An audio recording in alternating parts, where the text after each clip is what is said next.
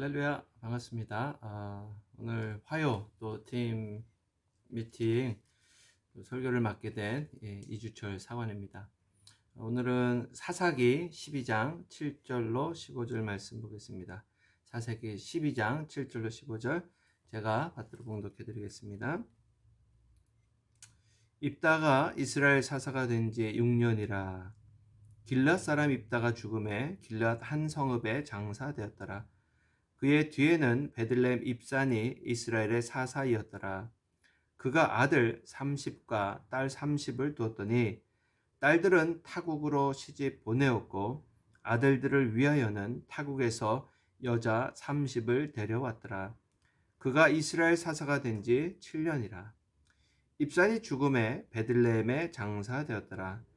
그의 뒤에는 스불론 사람 엘론이 이스라엘의 사사가 되어 10년 동안 이스라엘을 다스렸더라. 스불론 사람 엘론이 죽음에 스불론 땅 야알론에 장사되었더라. 그의 뒤에는 비라돈 사람 힐렐의 아들 압돈이 이스라엘의 사사이었더라. 그에게 아들 40과 손자 30이 있어서 어린 낙이 70피를 탔었더라.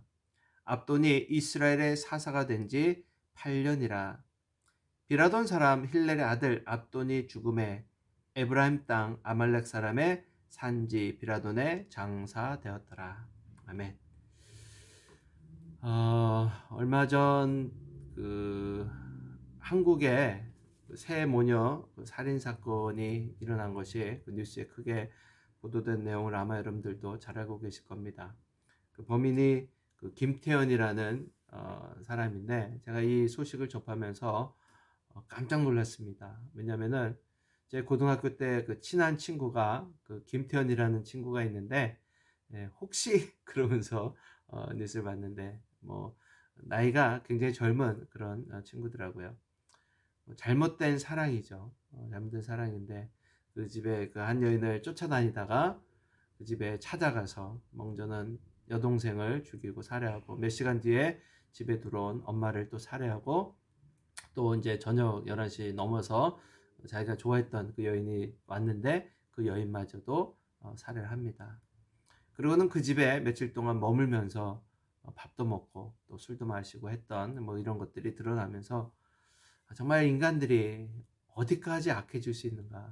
정말 이런 소식들이 끊임없이 우리 주변에서 일어나고 있는 것을 보면서 얼마나 참 사람이 악해질 수 있는가 생각을 해봅니다. 점점 이렇게 악해지는 사회 속에서 우리 그리스도인들은 어떻게 살아야 할까요? 제가 지금 감사하게도 이제 한 달 전, 이제 한 달 반 정도 되나요? 이제 교회가 다시 이제 오픈을 하고 예배를 이제 시작하면서 새벽 예배도 시작했습니다. 그래서 저희가 택한 것이 사사기입니다. 그래서 저희 사역자들이 이제 돌아가면서 이제 사사기를 새벽에 강의를 하고 있는데 사사기는 여러분들이 잘 알고 있지만은 계속해서 끊임없이 반복되어지고 있는 우리 인간들의 삶을 그렇게 보여주고 있다라고 우리가 잘 알고 있습니다. 어렵고 힘들 때는 하나님을 찾다가 또 하나님이 선지자를 보내서 구원을 해주고 또 평안해질 때에 다시 타락해서 우상을 숭배하고 하나님을 떠나는 이런 것이 끊임없이 반복되어지는 생활을 우리 인간들이 해오고 있는데요.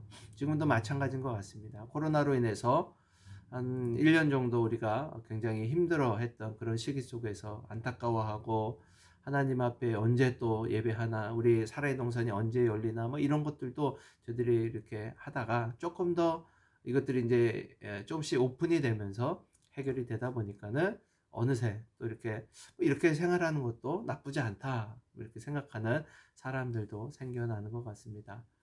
이 사사기를 보면서 우리가 먼저 생각해 볼 것은 하나님이 사사들을 세우실 적에 그 자격을 이렇게 보니까 우리가 생각하는 그 자격 요건, 굉장히 지금 이 땅에서는 전문가를 필요로 하죠.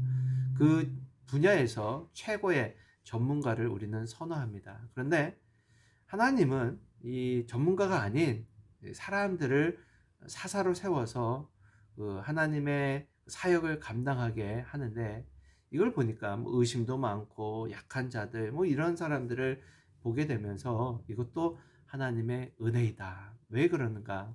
바로 연약한 우리들도 하나님이 사용하고 계시기 때문이죠.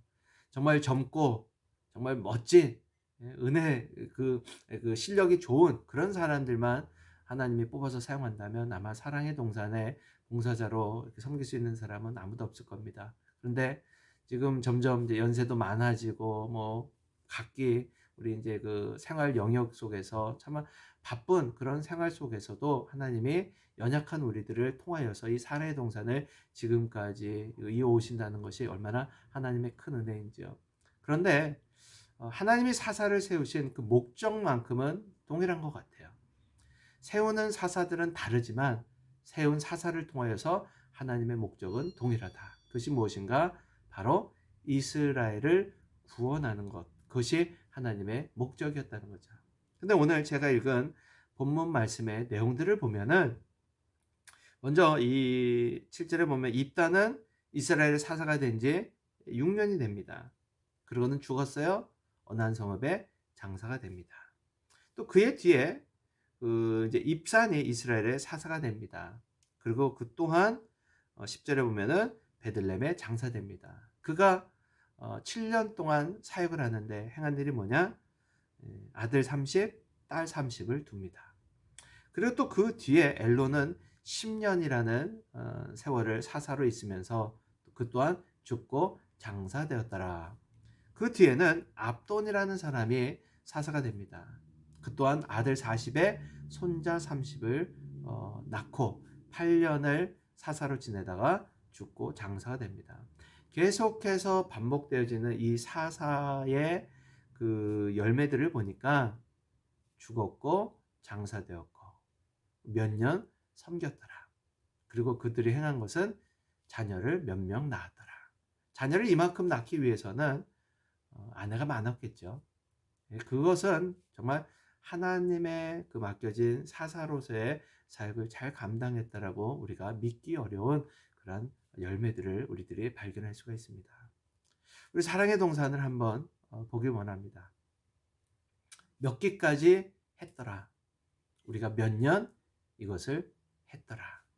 이것이 정말 중요한 것인가? 우리가 사랑의 동산을 하는 목적을 다시 한번 기억하면 좋겠습니다. 사랑의 동산을 통해서 하나님이 이 사랑의 동산을 통하여서 우리에게 원하는 것이 뭐냐? 기술을 이어가는 것? 아마 그것은 아닐 겁니다. 우리가 앞으로 100기까지 하자, 120까지 하자 이것이 중요한 것이 아니라 이 사랑의 동산 한 기 한 기를 통해서 하나님이 원하는 것이 뭐냐? 바로 잃어버린 영혼을 되찾고 또 무너졌던 하나님의 사람들을 다시 세우는, 그리고 우리 또한 하나님 앞에 다시 한번 설 수 있는, 바로 그것이 사랑의 동산의 목적이 되어야 될 줄 믿습니다. 이제 저희들이 10월에 열릴 그 사랑의 동산을 기대하면서 이제 준비하고 있는데 우리가 이것을 꼭 해야 된다라는 것이 우리의 목적이 되어서는 안 될 것 같습니다. 하나님은 연약한 자를 통하여서 하나님의 사역을 이뤄 가시는데 우리가 그 사랑의 동산을 통해서 하나님 한 영혼이라도 하나님 앞에 돌아오길 원하고 세우기를 원합니다라는 그러한 목적을 가지고 우리가 기도할 적에 하나님은 문을 활짝 열어주시고 우리를 또 그렇게 귀하게 사용할 줄로 믿습니다. 이 사사들이 많은 사사들이 있지만 그들을 통하여서 이스라엘이 구원을 받았더라. 백성들이 하나님께로 돌아왔더라. 이러한 열매들을 남기는 사사가 되어야지 몇 년 행했더라. 아들 몇 명 낳았더라.